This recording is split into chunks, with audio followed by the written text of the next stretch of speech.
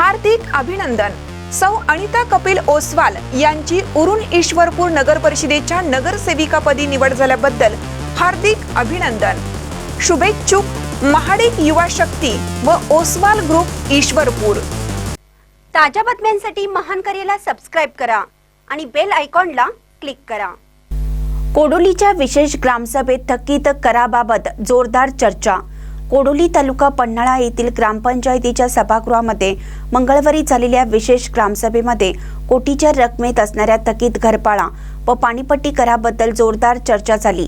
सरपंच सुनीता केकरे यांच्या अध्यक्षतेखाली झालेल्या ग्रामसभेमध्ये सर्व सदस्य व ग्रामस्थ उपस्थित होते।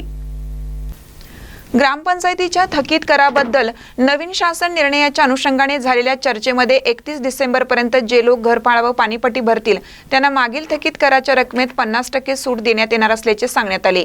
थकबाकी काही कोटीत असल्याने ग्रामस्थांनी या चर्चेत भाग घेऊन बरीच वर्ष थकबाकी असणाऱ्या थकबाकीधारकांची नावे सभेमध्ये वाचून दाखवण्याचा आग्रह धरला। त्या विषयाला ग्रामपंचायत पदाधिकारी फाटा देत आहेत असे लक्षात येताच काही ग्रामस्थांनी संगणकावरून काढलेली थकीत लोकांची व संस्थेची यादी सरपंचासमोर सादर केली। त्यावर चर्चा होऊन लवकरात लवकर ही रक्कम वसूल करण्यात येईल असे उपसरपंच डॉक्टर प्रशांत जमणे व ग्रामविकास अधिकारी जयवंत चव्हाण पाटील यांनी स्पष्ट केलं।